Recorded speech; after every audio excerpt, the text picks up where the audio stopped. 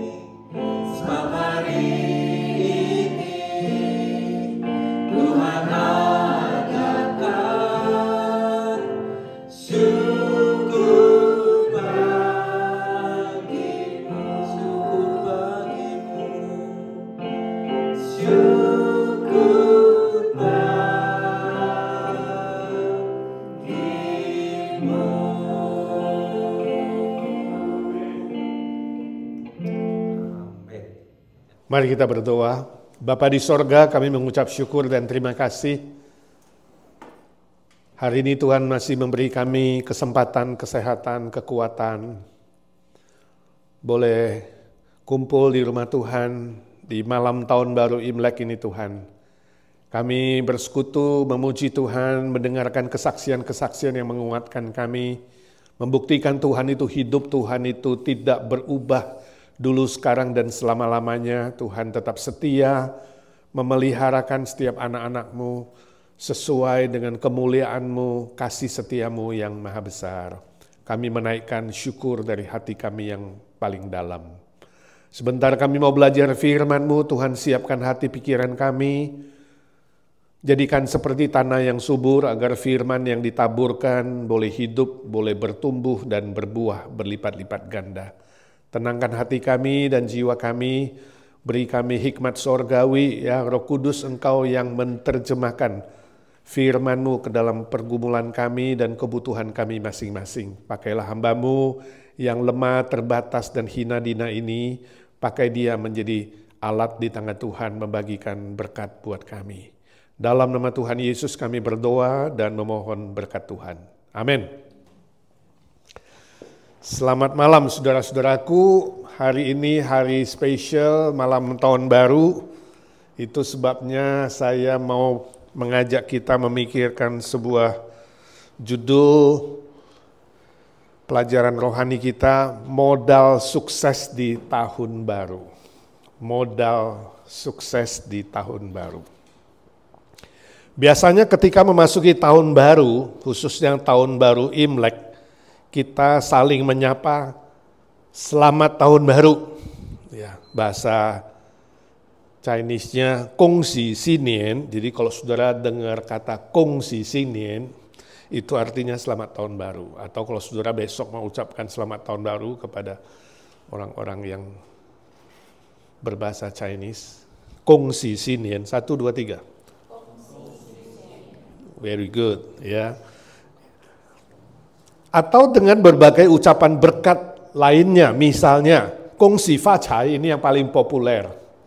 Ya, Gongxi Fa Cai artinya selamat dapat uang yang banyak. Jadi tahun baru saudara tambah kaya, begitulah. Gongxi Fa Cai. Ya, 1, 2, 3. Gak ada pantang untuk ucapkan Gongxi Fa Cai. Ya, ada orang-orang Kristen yang sedikit tabu, waduh jangan bilang Fa Cai dong, itu kan duniawi. Tapi kita gak menyangkal semua orang ingin dapat lebih kaya secara materi, betul gak? Dan Tuhan bisa memberkati juga secara materi. Jadi orang Kristen gak usah malu-malu juga mengatakan Gongxi Fa Cai. Artinya tahun ini kamu lebih kaya dari tahun lalu, wajar kan? Kalau tambah kaya kan bisa traktir saudara makan, jalan-jalan. Ya, kayak Ko Iko kesaksian kan, harus Gongxi Fa Cai sama dia supaya nanti dia beli rumah duitnya cukup gitu, gak minjem sama saudara. Gongxi Fa Cai itu artinya selamat dapat uang banyak. Ya. Atau Xin Nian Kuai Le, ini juga umum, artinya happy ya, Kuai Le itu. Tahun baru penuh sukacita. Jadi biarlah tahun baru ini kamu lebih senang gitulah. Xin Nian Kuai Le, 1, 2, 3. Jadi saudara banyak bahasa Chinese hari. Kuai Le itu artinya sukacita, ya. Atau Xin Nian Meng Fu. Nah, ini Meng itu artinya mendapat, Meng Fu, Fu itu hok atau berkat. Tahun baru dapat berkat, gitulah, lebih diberkati. Ini ada hok gak? Ya, nanti besok lihat di sini, saya nggak lihat Fu di sini tulisannya yang biasa banyak saudara lihat di mana-mana itu. Mana Fu? Yang mana? Oh, yang di tengah itu saudara. Yang di tengah itu Fu itu ya, Fu. Itu artinya berkat ya. Unik sekali ya. Bahasa Chinese itu bahasa gambar. Jadi kalau sebelah kiri itu artinya ilahi, sorgawi. Itu gambar artinya sorgawi. Lalu saat ada satu, lalu ada mulut, ya, lalu ada ladang, itu nanti ladang ya kan. Nah, artinya sawahmu penuh sehingga seluruh keluarga itu nggak pernah kekurangan karena ada berkat dari Tuhan. Sebelah kiri itu artinya Fu. Fu itu bahasa Hokkiennya hok. Jadi kalau orang panggil Ahok, tapi Ahok yang lain itu Indonesia lain. Hoknya dia hok belajar, bukan hok berkat. Kalau hoknya saya berkat. Ya, jadi nama saya juga Tian Fu, Fu-nya ujung pakai itu. Tian, papa saya pengen saya itu anaknya laki terbesar dapat berkat lebih banyak. Jadi namanya Tian Fu, tambah berkat. Jadi nama saya itu tambah berkat. Tidak heran berkat saya nambah terus. Ya, puji Tuhan karena dia mengharapkan anaknya tambah berkat. Bahasa Hokkiennya Tiam Hok. Tiam Hok itu tambah berkat. Nah, biasa dibilang Xin Nian Meng Fu, artinya kamu tambah berkat. 1, 2, 3. Xin Nian Meng Fu. Belajar ngomong. Xin Nian Meng Fu. Gak apa-apa, kita belajar bahasa lain. Ada Xin Nian Meng En, nah ini sedikit rohani. Orang Kristen bilang, daripada ngomong Gongxi Fa Cai, mending ngomong Xin Nian Meng En. Tahun baru dapat anugerah baru, lebih rohani dikit. Jadi kalau Xin Nian Meng En maksudnya biar dapat anugerah. Ya. Nah, dalam anugerah itu udah termasuk semualah. Mental, fisik, rohani, materi. Jadi orang Kristen banyak memakai kata Xin Nian Meng En. Ya, Meng En. Nah, pertanyaannya, itu saudara belajar. Ketika saudara mengucapkan selamat itu tadi yang banyak, sebenarnya waktu saudara mengucapkan itu, pikiran dan hati saudara itu bagaimana? Coba jujur. Saudara beriman supaya orang yang saudara ucapin itu sungguh-sungguh dapat berkat, dapat kekayaan, dapat anugerah, atau saudara berharap seolah-olah mengatakan, mudah-mudahan tahun ini kamu lebih diberkati, lebih banyak anugerah, lebih banyak uang. Atau saudara berdoa, Tuhan berkatilah kawanku ini. Waktu saya bilang, selamat tahun baru tambah berkat, dia sungguh-sungguh diberkati. Kamu berdoa untuk dia enggak? Atau cuma basa-basi aja karena sudah biasa, ya. Saya kemarin ngomong sama Putri, sorry saya lupa sharing ini satu humor ini dengan Pak Slamet bapaknya. Waktu ngunjungi rumahnya, itu mamanya juga bisa humor. Kunjungi pas Natal dan Tahun Baru itu kan. Saya bilang, Pak Slamet, waduh luar biasa, saya di mana-mana dengar orang panggil namamu. Ketika mereka bilang, selamat Natal, selamat Tahun Baru, di mana-mana namanya disebut. Nah rupanya mamanya Putri juga bisa joke. Dia bilang, iya sampai di mall juga begitu, di mall, selamat datang, selamat datang.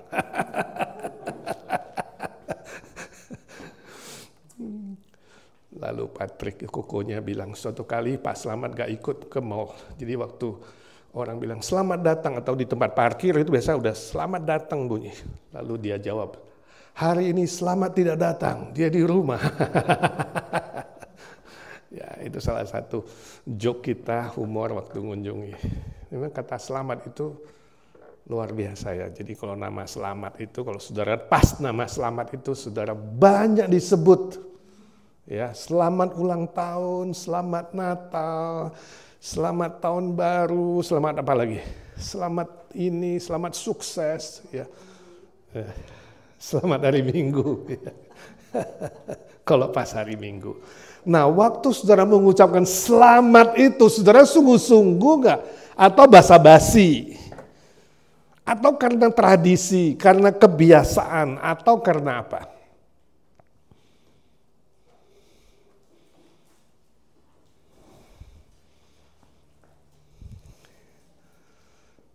Mamanya Joyce. Sekarang sih, jadi lebih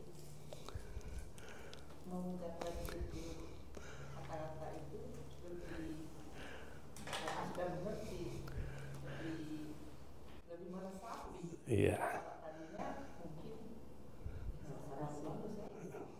Iya ikut-ikutan, tapi sekarang seharusnya kita lebih serius ya. Seharusnya kita lebih sungguh.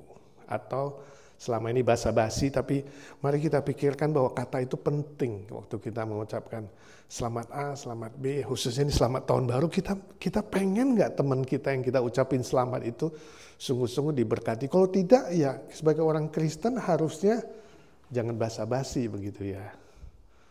Jadi supaya kita ngomong itu kata-katanya nggak sia-sia, gitu. Lebih serius, lebih seperti sebuah doa, ya. Sebuah harapan, sebuah iman supaya sungguh-sungguh yang kita omong itu terjadi oleh karena Tuhan. Nah mungkin itu bisa mengubah konsep kita khususnya waktu menyambut tahun baru besok ya. Thank you ya Ibu, sharing yang jujur. Ada yang lain? Coba sebutkan kata-kata berkat dari hati kamu, apa yang kamu harapkan, apa yang kamu doakan orang tuamu, juga kita kepada anak. Gitu. Nah ini mungkin bisa kita praktekkan juga kepada orang lain, jangan hanya keluarga. Ya I think itu bagus juga. Jadi betul-betul ada sebuah unsur, mungkin gak hanya ucapan ini. Ya, saya doakan supaya tahun ini kamu lebih sehat misalnya, ya kan? Lebih bersemangat melayani misalnya, lebih berhasil dalam sekolah misalnya. Ya, jadi ada sesuatu yang betul-betul keluar dari hati kita. Oke, kedua, 2024 adalah tahun politik. Di Indonesia kita sering dengar tahun politik, tahun pemilu. Ya, sebenarnya pemilu bukan hanya di Indonesia, di Amerika juga pemilu. Ya, tahun yang menjadi orang was-was, bertanya-tanya, gitu ya. Khususnya kita tahu di Indonesia itu udah mulai heboh. Setelah ada banyak unsur-unsur yang mulai menghujat ya Presiden kita Jokowi ya, baik dalam hal nepotisme, oligarki misalnya, ya, mementingkan kelompok oligarki itu, ya. Nepotisme mementingkan keluarga, misalnya ketika dia ikut mencalonkan anaknya jadi wakil presiden dan kemudian ikut mendukung paslon tertentu, ya. Ini menjadi sebuah gejolak kita kalau mengikuti berita-berita di Indonesia, baik dari kampus-kampus, mahasiswa, dosen, guru besar, ya, mantan purnawirawan itu rata-rata menolak cara Jokowi mencalonkan anaknya gitu. Kita tidak tahu apa yang akan terjadi 14 Februari, ya, tapi ini menjadi sebuah tanda tanya kepada banyak orang. Termasuk di Amerika misalnya, hari ini kita dapat news ketika Biden dicek, dia sudah dianggap tidak layak untuk memimpin. 78% penduduk Amerika vote bahwa ya turunkan aja lah kalau dia udah memorinya gak kuat, lupa, ya, gak bisa memimpin dengan baik, dan banyak juga data-data classified yang harusnya dijaga kemudian tercecer kemana-mana dan lain sebagainya. Banyak sekali persoalan terjadi di kepresidenan Amerika juga. Kita melihat tahun ini tidak gampang, 2024 ini, ya, menjelang pemilu. Kalau memang dia nanti benar-benar diturunkan, maka ya wakilnya ya akan naik, dan kemudian calon dari Demokrat kita belum tahu siapa untuk bulan November nanti. Ini sebuah misteri bagi kita tahun ini, ya, tahun politik, tahun pemilu menjadi sebuah tahun misteri. Sementara juga kita melihat krisis ekonomi kita belum pulih, bukan hanya di Amerika tapi di seluruh dunia. Boleh mengatakan krisis ekonomi itu memanjang sejak dari zaman Covid, ya, sampai hari ini boleh dikatakan ekonomi dunia masih krisis. Belum lagi ditambah tahun ini juga disebut tahun peperangan, ya. Rusia misalnya dengan Ukraina belum selesai, ditambah dengan Israel melawan Hamas. Dan juga sekarang kita lihat Timur Tengah, ya, ada unsur-unsur apalagi Iran, misalnya Syria, kita belum tahu Korea. Jadi dunia ini menurut Tuhan Yesus akan lebih banyak perang dan deru perang. Kita tidak tahu 2024 menjadi tahun yang bagaimana. Dan ada banyak krisis lainnya mungkin yang secara keluarga, secara pribadi kita mengalami itu dan melihat itu belum selesai, ya. Tapi secara umum walaupun demikian, semua manusia, kalau mau bilang manusia normal, masih mengharapkan apa? Berhasil dan beruntung. Khususnya memasuki tahun baru, kita mengatakan, oh biar tahun ini kamu lebih sukses, tahun ini kamu lebih beruntung, tahun ini kamu lebih makmur, lebih maju, ditambah lagi tahun ini tahun naga misalnya, yang benar-benar misteri. Bagaimana misterinya nanti Minggu saya coba jelaskan sedikit, ya. Saudara datang hari Minggu kita perayaan Imlek dan tema kita adalah misteri tahun naga. Kita melihat naga tahun ini, naga yang bagaimana, ya, yang disebut naga kayu. Kita akan berbicara itu juga. Namun saya yakin malam ini saudara hadir pun pasti rindu lebih sukses dan lebih beruntung dan berhasil, betul nggak? Nah, menurut saudara bagaimana caranya?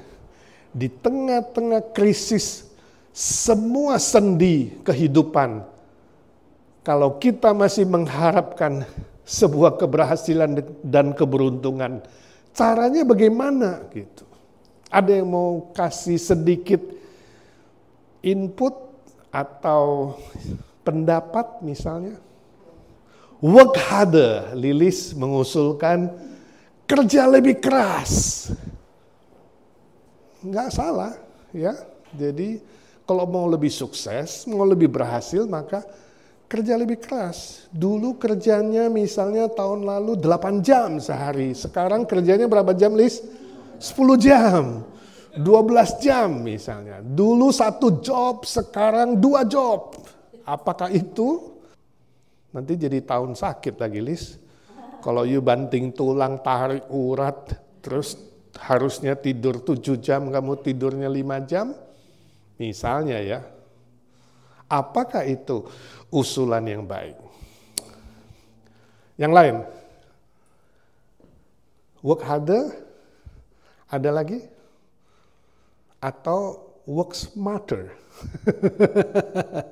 Ada orang mengatakan, saya gak mau kerja keras, saya mau kerja pinter. Bukan work harder, work smarter. Orang 8 jam misalnya dapat $1.000, gua mau 6 jam dapat 1.500. Jadi lebih smart. Waktu lebih singkat, dapat lebih banyak. Kalau Cigyok bilang, temennya bilang, kerja sambil sekolah. Sekolahnya di mana? Di Las Vegas. Apakah itu manusia berpikir hal-hal yang begini? Ya sih? What should I do? What should I do? Secara duniawi diajarin gimana? Ya, kok orang bisa tidur dapat duit? Kok orang bisa ongkang-ongkang kaki dapat duit? Kok bisa? Ya, nggak usah kerja keras, tapi tambah kaya. Berpikir begitu. Ya, bagaimana dengan kita? Mari kita belajar firman Tuhan. I think salah satu nasihat yang paling bisa kita terima sebagai orang percaya adalah ayo kembali kepada prinsip Alkitab. Go back to the Bible. Kalau boleh mengatakan, apa kata Tuhan daripada apa kata manusia, apa kata tetangga, apa kata orang lain, apa kata teman, apa kata si A, si B, si ahli ekonomi, si ahli ini, si ahli itu. Baik kita tanya Tuhan, apa sih kata Tuhan? Bagaimana supaya tahun ini di tengah-tengah krisis pun kita bisa berhasil dan beruntung. Ayo kita baca 2 ayat firman Tuhan, Filipi 4 ayat 19 dan 20. Baca sama-sama, 1, 2, 3. Allahku akan memenuhi segala keperluanmu menurut kekayaan dan kemuliaannya dalam Kristus Yesus. Dimuliakanlah Allah Bapa kita selama-lamanya. Amin. Nah, ini adalah bagian terakhir dari tulisan Rasul Paulus di kitab Filipi. Kita kenal Filipi itu adalah the love letter of Paul, surat cintanya Rasul Paulus. Kenapa dibilang surat cinta? Sebab dari semua surat Rasul Paulus, ini yang paling indah. Surat ini yang paling indah. Ya. Surat ini yang paling gak ada nada negatifnya, positif. Pasal 1 sampai pasal 4 semua itu boleh dikatakan memberi pujian, meningkatkan kita punya rasa optimisme, ya, memberi kita kekuatan, penghiburan. Padahal ditulisnya di mana? Di penjara. Ini luar biasa. Di tengah-tengah krisis kesulitan yang sangat berat, bahkan di dalam penjara, Paulus diberi firman Tuhan oleh Roh Kudus, memproduksi 4 pasal Filipi ini, surat yang paling indah dari semua surat atau semua kitab yang ditulis Rasul Paulus, kalau nggak salah berjumlah 13 kitab. Jadi kalau saudara waktu sedih, waktu susah, waktu stres, waktu merasa tidak ada harapan, ya, banyak kekhawatiran, enjoy ini surat, seolah-olah Paulus tulis surat sama saudara. Saudara enjoy ini 4 pasal indah sekali. Makanya disebut the love letter of Paul. Ya. Nah, konteksnya dia tadi saya katakan ada di dalam penjara, mengalami tekanan hidup, ya, mengalami penganiayaan, mengalami kesusahan, kesedihan, sementara jemaat yang dilayani, jemaat Filipi pun lagi stres, lagi depresi, ya, mendapat tekanan dari pemerintah, sedih, susah, putus harapan. Rasanya mereka gak berdaya bagaimana sih menghadapi krisis yang bertubi-tubi. Lebih berat dari kita di zaman ini. Nah, justru di tengah-tengah itu Roh Kudus memberikan firman Tuhan. Indah sekali, pasal 4 nanti saudara baca di rumah, ya. Tapi dari 2 ayat terakhir ini saya ingin kita belajar rahasianya.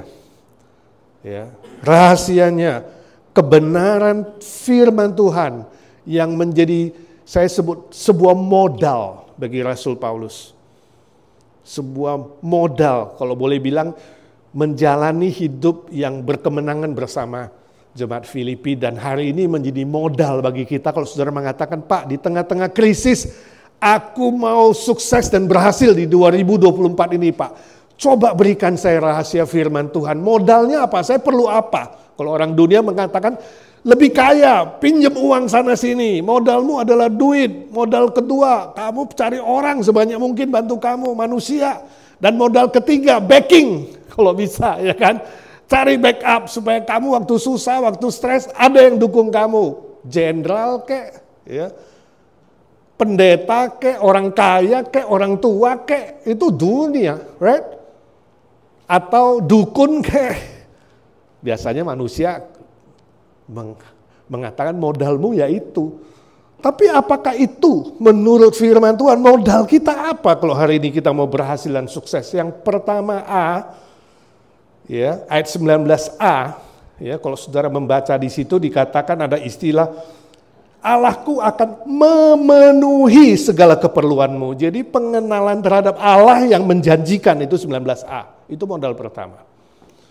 Seolah-olah Rasul Paulus bilang sama jemaat Filipi, hei ingat modalmu itu bukan manusia, bukan backing pemerintah Roma saat itu, tapi Allah yang Maha Besar yang berjanji di dalam Yesus Kristus untuk memenuhi kebutuhanmu dalam semua aspek. Ini Paulus mau bilang janji manusia itu sia-sia, janji manusia itu bisa bohong, janji manusia itu bisa salah, ya. Tapi janji Tuhan itu gak bisa. Janji Tuhan selalu setia. Nah itu adalah sebuah harapan yang kuat.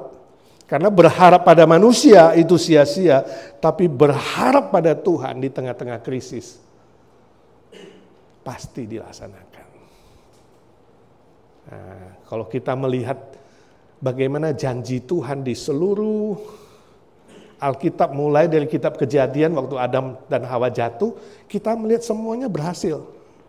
Adam dan Hawa, kemudian ya ada Nuh, zaman Nuh itu dipilih Tuhan juga menggenapkan janjinya memelihara manusia, lalu Abraham, ya, lalu turun Abraham, Ishak, Yakub, Musa, semua nabi-nabi PL perjanjian lama sampai kepada hadirnya Yesus Kristus kita melihat itu penggenapan janji Tuhan selesai.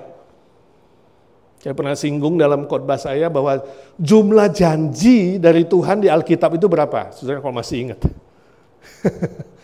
Saya bilang gampang sekali ingat ya. Di depan angka 7, di belakang angka 7, di tengah 14. 7, 7, 14. Jadi berapa? 7.147. Kalau saudara mau jumlahin menurut Herbert Lockyer, teolog di sekolah Alkitab yang menghitung janji Tuhan, rajin sekali dia. 7.147 kalau dibagi 365, satu tahun itu jumlahnya berapa? Iya, hampir 20, 19 sekian. Berapa tahun saudara jadi orang Kristen? Berapa janji Tuhan yang saudara hafal? Minimal tahun ini saya usulkan hafal 12, satu bulan satu. Gak banyak kan? Jadi paling tidak dalam hidupmu ada 12 janji Tuhan yang kamu isi di pikiranmu, di hatimu, sehingga waktu kamu khawatir, waktu kamu susah, waktu kamu ragu bahwa tidak akan cukup, ingat janji Tuhan itu dan kamu hafalkan daripada kamu khawatir nanti gimana, buang nanti gimana, ganti dengan janji Tuhan. Tuhan, aku ingat janjimu, kamu bilang di sini, begini, kamu bilang begini Tuhan. Kan kalau kamu bilang kamu gak boleh tidak menggenapinya. Tuhan gak pernah ingkar kan, Tuhan aku yakin kamu gak pernah ingkar. Itu yang dihafal menjadi modal kamu di tengah-tengah krisis. Lalu Yesus bilang di Matius 7 ayat 7, gampang juga ini 7. Mintalah maka kamu akan menerima. Ya. Carilah maka kamu akan mendapat. Ketuklah maka pintu akan dibukakan. 3 kata ini sejajar. Minta, cari, ketuk. Saudara jangan memperkosa Alkitab, kemudian mengatakan di sini Tuhan Yesus mengajarkan bagaimana 3 langkah mendapatkan jodoh. Dalam seminar, ada yang kasih seminar bagaimana mencari teman hidup, 3 hal. Pertama, mintalah. Sesudah itu, carilah. Sudah cari apa? Ketuklah, datangi rumahnya. Bukan itu maksudnya. Ini maksudnya apa? Doa. Kalau kamu yakin Tuhan berjanji, maka kamu doa sama Tuhan. Ya, cari wajahnya, minta sama Dia, ketuk, jangan bosan, artinya apa? Jangan jenuh, artinya jangan lelah. Doa minta, dan Dia akan mencukupkan kebutuhanmu. Ya, pasti dipenuhi secara fisik, mental, rohani, materi. Aplikasinya setia, doa dengan iman dan harap, walaupun krisis belum berlalu. Ya, tadi saya udah bilang janji manusia itu bisa berubah, janji Tuhan nggak berubah. Itu yang terjadi pada presiden kita di Indonesia. Sayang sekali semua mengatakan sayang, 9 tahun memerintah sangat bagus di bawah bendera PDIP yang mengusung dia, tapi tahun terakhir finishing well, penting sekali. Banyak orang memulainya bagus, menutupnya nggak bagus. Manusia berubah, dianggap juga Pak Jokowi berubah. Berharap pada manusia berubah. Suami, istri, teman, ya, pendeta, majelis, siapa aja bisa berubah. Tapi Tuhan tidak berubah dulu, sekarang, dan selamanya. Itu modal pertama. Modal kedua, 19b, istilah menurut kekayaannya. Artinya apa? Berkat Allah yang kaya raya, berlimpah dan tidak terbatas, melampaui pikiran dan perasaan kita. Nah, ini kita perlu mengenal sifat Allah yang kedua itu, menyediakan. Allah yang menyediakan dengan murah hati, dengan berlimpah di tengah-tengah krisis apapun. Ingat cerita Abraham diminta mempersembahkan Ishak, saudara masih ingat cerita itu? Abraham punya 1 anak tunggal, itu pun tadinya ragu, akhirnya yakin Tuhan kasih, sekarang udah kasih, Tuhan minta. Padahal katanya menurut keturunan Abraham akan melahirkan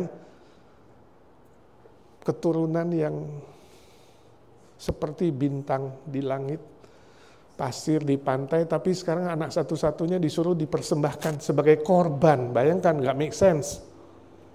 Ini krisis yang melampaui pikiran. Pernah nggak saudara hadapi begitu? Krisis yang melampaui pikiran. Tapi kita tahu Abraham kemudian percaya. Dia memilih taat. Karena taat menghasilkan berkat. Bukan berkat dulu. Waktu dia taat, Tuhan menyediakan. Sebelum pisau menyentuh jantungnya Ishak, di situ Tuhan siapkan korban bakaran. Ini nggak gampang, ini perlu iman yang sangat spesial. Ya, kamu nggak dapat kerjaan, lalu tiba-tiba doa Tuhan kasih kerjaan gitu. Lalu kalau kerjaanmu misalnya konflik dengan ibadah, pelayanan, berani nggak berubah misalnya? Berani nggak tinggalkan waktu Tuhan bilang? Nggak gampang sih. Ya. Tapi seringkali saya bilang seperti di khotbah, suruh memilih antara uang dan Tuhan. Kalau uangnya kecil gampang bilang saya pilih Tuhan, tapi begitu uangnya banyak, sangat sulit. Tapi bisa nggak kamu yakin Tuhan walaupun, nah ini, walaupun tidak masuk akal, walaupun melawan perasaanku, walaupun melawan pengalamanku, aku yakin Tuhan, Engkau menyediakan. Tadi ada kesempatan ngobrol sama Cigyok, saya waktu jemput dia ke sini. Waktu dia bilang suaminya meninggal, semua temannya khawatir dan tanya, gimana Cigyok, kira-kira kamu masih sanggup gak ini menjalani hidup? Bakal cukup gak? Bayaran bisa gak? Macam-macam lah. Tapi Cigyok bilang, iya aku yakin Tuhanku akan mencukupkan. Dan sudah lewat berapa tahun? Covid 3 tahun, kirain gak cukup. Ternyata cukup, ya kan? Sampai hari ini sudah lewat pun masih cukup. Malah saya yakin seperti katanya, masih ada sisa, masih ada di tabungan. Tuhan gak pernah membiarkan anaknya yang sungguh-sungguh berharap kepadanya itu akan berkekurangan. Paulus tulis, kalau saudara dibaca pasal 4, aku tahu apa itu kekurangan, aku tahu apa itu kelebihan, tapi dia tidak pernah mengalami kekurangan. Walaupun dalam pikiran, iya kayaknya kurang ya, ternyata nggak kurang. Saya yakin kalau malam ini saudara mau kesaksian satu persatu, pasti bisa cerita yang sama, bukan? Dulu saya kira nggak bisa, ternyata bisa. Gue dulu kiranya kurang, ternyata bisa. Ya. Pertama tiba di bumi aja nggak bawa apa-apa. Pertama tiba di Amerika paling 2 koper satu orang. Kecuali saudara kaya raya bawa 10 koper satu orang, nggak ada. Rata-rata cuma 2 koper, karena boleh diizinkan 2 koper yang besar, 1 koper kecil. Nah sekarang kalau saudara mau pack pulang, kira-kira berapa ratus koper coba. Tuhan itu Allah yang menyediakan. Ada yang datang sendirian, kemudian sampai di sini tahu-tahu lokomotifnya punya gerbong. Nggak habis-habis. Itu sebabnya pikirkan, nanti kira-kira pulang ke surga, saya mau bawa berapa koper ya? Kalau saudara suka travel, ya kadang saya, karena tiap tahun mission trip, saya pikir, Tuhan, saya maunya kalau travel bawa yang ringan-ringan aja deh. Travel light, ya. Daripada yang berat-berat. Tapi kadang juga bawa berat karena makanan, oleh-oleh, titipan. Tapi sebenarnya travel light itu enak. Kita pilih, betul nggak? Kalau saudara mau berangkat tour pasti pilih toh. Atau kemana-mana 1 bulan lah katakan. Nggak mungkin lah bawa semua. Kita pilih yang ringan-ringan, yang gampang. Pernah nggak saudara pikir, di sorga nanti gue mau pulang ke sorga bawa apa ya kira-kira? Tuhan menyediakan. C. Allah kita adalah Allah yang menyertai 19C. Ya. Istilah kemuliaannya dalam Kristus Yesus. Saudara, kemuliaan itu sebenarnya menunjuk kepada apa? Kehadiran Kristus. Ingat Lukas ketika pasal 2, malaikat pertama mengumumkan kehadiran Kristus di malam Natal. Ya kan? Damai sejahtera di bumi. Kemuliaan bagi Allah di tempat yang maha tinggi. Kemuliaan yang maha tinggi itu turun ke bumi, membawa damai sejahtera. Itulah Kristus. Jadi kalau bicara mulia sebenarnya bicara apa? Kehadiran Kristus. Kehadiran Kristus selalu membawa kemuliaan Bapa.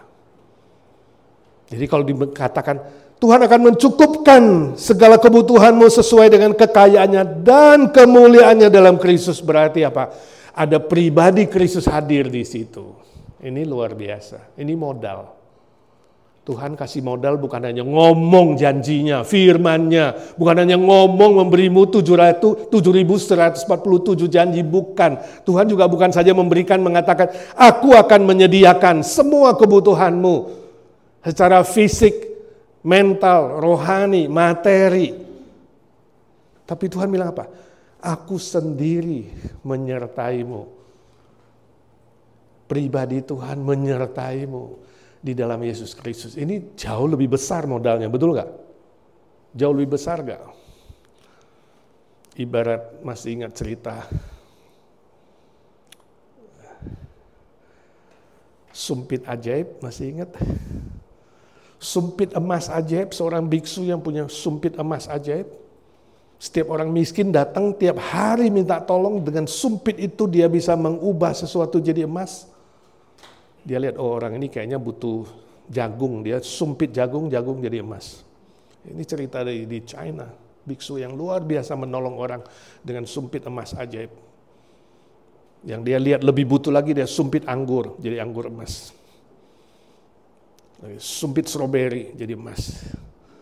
Sumpit manggis jadi emas. Sumpit semangka lebih besar jadi emas. Nah kalau saudara suatu hari datang kepada dia, saudara mau disumpitkan apa coba? Kira-kira ada yang lebih besar dari semangka nggak?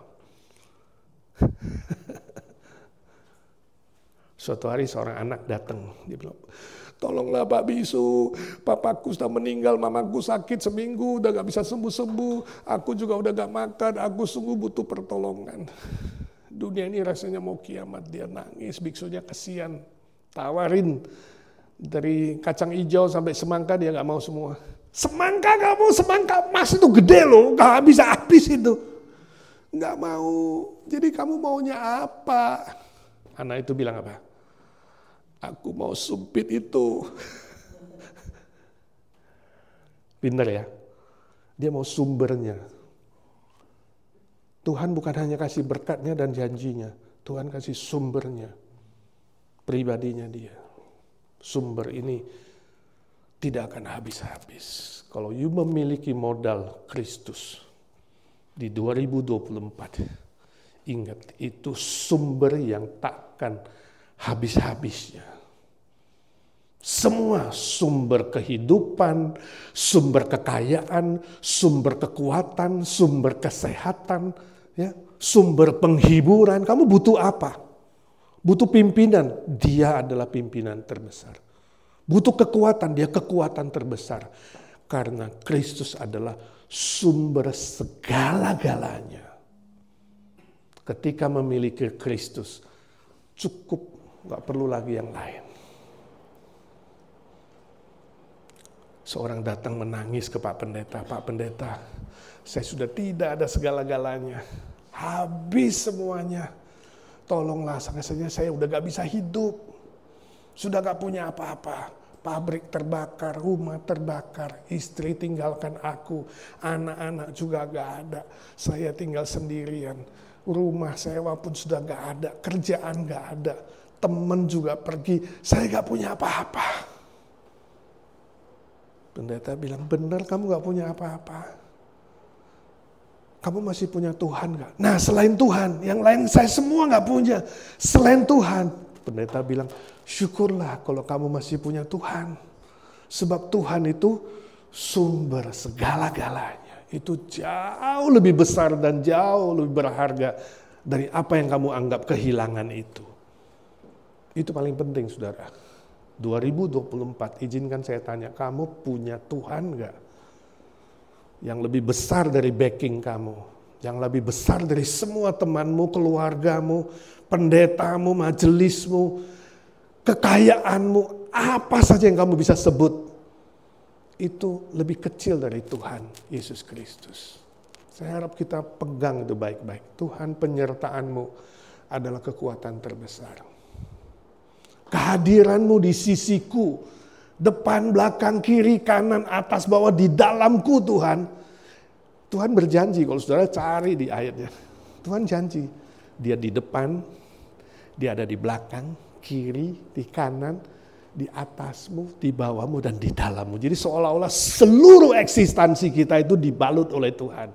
Nah kalau saudara bisa mengalami janji itu, menghafal janji itu, saudara sadar setiap kali saudara bergerak, setiap kali saudara berbicara, setiap kali saudara mengambil keputusan mungkin, di interview mungkin, atau menghadapi kesulitan apapun, saudara sadar, Tuhan aku gak sendiri. Aku tahu kamu di sini Tuhan, menyertai aku. Di pikiranku, di hatiku, di jiwaku. Itu loh saudara modal. Saya rindu kita semua mengalami itu. Di tahun baru ini mengalami penghayatan yang baru, mengalami iman yang baru, harapan yang baru, bahwa di dalam Kristus itulah dia bukan hanya janji dengan firman-Nya, dia bukan saja mencukupkan dengan kekayaannya, tapi dia hadir. Saya yakin itu modal yang paling jitu untuk sukses dan berhasil di tahun 2024. Saya ucapkan selamat tahun baru, selamat memasuki tahun baru Imlek. Jadikan Tuhan Yesus itu modal terbesarmu yang memberikan janji firman-Nya, yang memberikan seluruh kekayaannya untuk mencukupkan saudara dalam semua aspek hidup ini, dan yang memberi kekuatan terbesar dan sumber apapun yang kamu butuhkan di tahun 2024. Singin Koile, Happy New Year, dan selamat sukses dan berhasil bersama Tuhan. Amin. Mari kita lanjutkan dengan doa syafaat. Aku mengasihi Engkau Yesus dengan segenap hatiku. Aku mengasihi Engkau Yesus dengan segenap jiwaku. Ku renungkan firman-Mu siang dan malam, ku pegang perintah-Mu dan ku lakukan. Engkau tahu ya Tuhan, tujuan hidupku hanyalah untuk menyenangkan hati-Mu. Tuhan Yesus, ajar kami bukan hanya menjadi pendengar-pendengar firman, tapi kami menjadi pelaku-pelaku firman. Sebab dengan melakukan firman Tuhan itulah kami boleh berkata, kami mencintai-Mu Tuhan. Bukan cinta yang gombal, tapi yang sungguh-sungguh konkret nyata ketika kami mentaati perintah-Mu. Saat ini kami mau berdoa bersyafaat untuk saudara-saudara kami yang membutuhkan dukungan doa. Kami bersyukur untuk Tante Lucy yang sudah selesai operasi jantung sekarang dalam pemulihan. Bersyukur untuk kasih setia-Mu, jamahan-Mu sehingga operasi sukses. Dan Tuhan tolong dia boleh pulih secepatnya juga. Agar boleh bergabung lagi bersama kami, bersama-sama beribadah, melayani pekerjaan Tuhan, berdoa untuk pekerjaan Tuhan. Kami doakan Bu Nina untuk persiapan operasi bladder di awal Maret. Tuhan juga persiapkan dia secara fisik, mental, rohani, angkat segala kekhawatiran, kuatkan dia dan siapkan dia.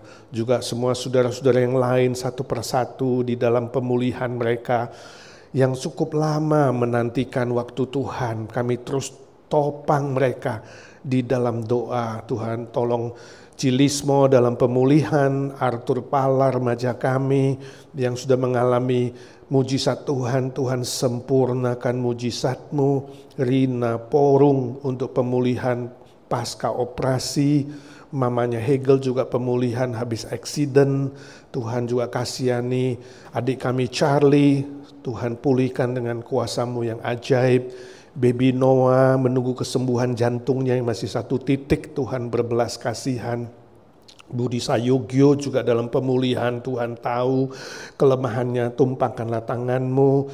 Juga mereka yang ada di Indonesia, Yafet Martin yang autoimun, mamanya Ramona, Tante Oni, Ci Liao Oejun. Tuhan kasihani mereka satu persatu Tuhan. Belajar tabah menantikan Tuhan dan menantikan waktu Tuhan yang terindah. Kami bersyukur untuk senior kami, Om Paul. Tuhan beri kesehatan, kekuatan, semangat baru di tahun baru ini untuk mengkoordinir Evergreen dan tetap melayani Tuhan.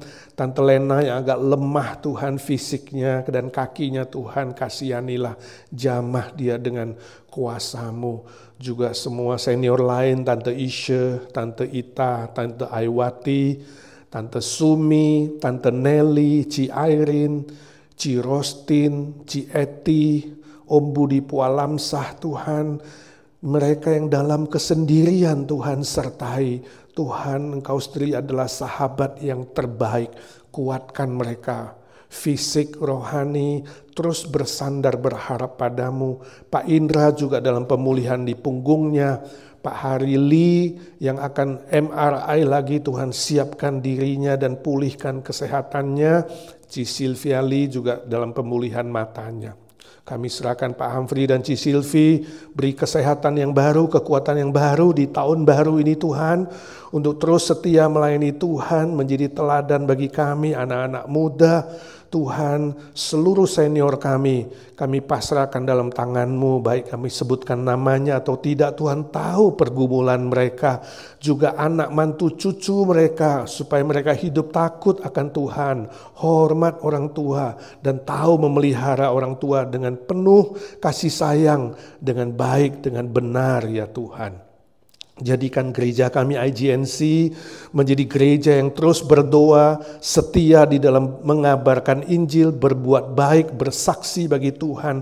Tuhan pelihara supaya setiap jemaat Tuhan juga sehat jasmani rohani, tetap kompak, setia mencari Tuhan dalam ibadah, dalam persekutuan, dalam membangun hubungan pribadi dengan Tuhan. Terima kasih Tuhan, kami serahkan minggu ini juga ada perayaan Imlek. Kami berdoa Tuhan untuk semua orang Chinese, baik di China maupun di luar China. Jumlah yang terbesar belum mengenal Tuhan. Tuhan kasihani dengan cara apapun. Ya Tuhan, mereka boleh mendengarkan Injil, kabar baik, kabar keselamatan di dalam Tuhan Yesus. Entahkah lewat media sosial, literatur, radio, dan berbagai macam cara Tuhan Engkau mengasihani dan menolong. Berkati hamba-hamba-Mu yang melayani terang-terangan atau diam-diam dengan berbagai tantangan, kesulitan, persoalan Tuhan. Kuatkan mereka satu persatu. Jadikan pelayanan mereka berbuah untuk kemuliaan-Mu ya Tuhan. Kami berdoa untuk Amerika, Tuhan kasihani. Gereja-gereja yang liberal, manusia-manusia yang semakin bobrok moralnya, Tuhan kasihani, biarlah diberi waktu untuk bertobat. Kasihani juga persiapan Amerika menjelang pemilu. Kami tidak tahu calon siapa yang Tuhan mau tunjuk, tapi kami yakin Tuhan Engkau sendiri akan memberkati dan menyertai anak-anak-Mu yang setia berharap kepadamu ya Tuhan. 31% mengakui jelas pertobatan mereka dan rohani mereka Tuhan. Topanglah gereja-gereja-Mu dan jadikan pionir bagi seluruh dunia dalam menegakkan keadilan, kebenaran, dan kebaikan sesuai firman-Mu. Kami doakan Indonesia ya Tuhan, pemilu 14 Februari, beberapa hari lagi Tuhan Engkau sendiri yang mengasihani. Kami tahu saat ini ada gejolak, sementara cukup banyak pihak yang kemudian menghujat pemerintah yang ada. Tuhan kasihani Indonesia. Kami tidak tahu siapa yang Tuhan izinkan nanti berkuasa 5 tahun mendatang. Tapi kami rindu Tuhan, biarlah presiden yang baru, wakil presiden dan seluruh kabinetnya nanti adalah orang-orang yang sungguh takut akan Tuhan, hormat kepada firman-Mu, kebenaran-Mu. Mereka sungguh-sungguh memikirkan kesejahteraan rakyat, bukan kepentingan kelompok pribadi atau keluarga, tapi sungguh-sungguh ya Tuhan menegakkan keadilan, kebenaran, dan kebaikan ya Tuhan. Tuhan jangan biarkan ada orang-orang yang jahat dengan maksud-maksud yang tidak benar untuk menghalangi pertumbuhan Indonesia dalam semua aspek, termasuk ya Tuhan kerohanian. Gereja-gereja-Mu tetap dapat bersaksi dengan baik. Tuhan kami doakan famili Handai Tolan, keluarga kami di sana. Tuhan juga sertai, Tuhan juga pelihara. Khususnya yang belum mengenal Tuhan, dengan cara dan waktu Tuhan mereka boleh mendengarkan Injil dan diselamatkan. Kami berdoa untuk Cisendi yang akan ujian driver license Tuhan, written test Tuhan tambahkan hikmat, berkati persiapannya sehingga dia boleh lulus dengan baik. Kami juga doakan pergumulan-pergumulan anak-anak Tuhan satu persatu yang tidak disebutkan. Entahkah itu masalah pekerjaan, masalah status, teman hidup, keluarga, sekolah, bisnis, dan berbagai macam persoalan lainnya ya Tuhan. Sakit, penyakit, kelemahan-kelemahan tertentu. Kami minta dalam nama Tuhan Yesus Tuhan, dengarkanlah doa anak-anak-Mu satu persatu ya Tuhan. Baik yang berdoa diam-diam di sini, maupun yang berdoa di rumah mengikuti online. Yesus, Yesus, dengar doaku. Janganlah Tuhan lalui berilah berkat-Mu. Dalam nama Tuhan Yesus Kristus kami berdoa dan memohon berkat Tuhan. Amin. Bapa, terima kasih. Bapa, terima kasih. Bapa di dalam sorga, ku beri terima kasih.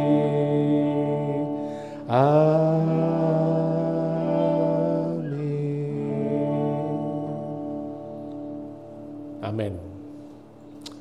Saudara, hari Minggu 2 hari lagi tetap ada ibadah live di gereja dan kita mau merayakan tahun baru Imlek. Silakan saudara persiapkan waktu, ajak teman-teman dan keluarga hadir bersama-sama. Ada acara khusus, kita ada puji-pujian, ada kesaksian, ada games, ada makan siang bersama, ya, ada pembagian angpau dan lain-lain. Ya, sampai ketemu hari Minggu ibadah gabungan jam 11. Jadi yang sore bergabung dengan yang siang. Selamat tahun baru, Sinin Mong En.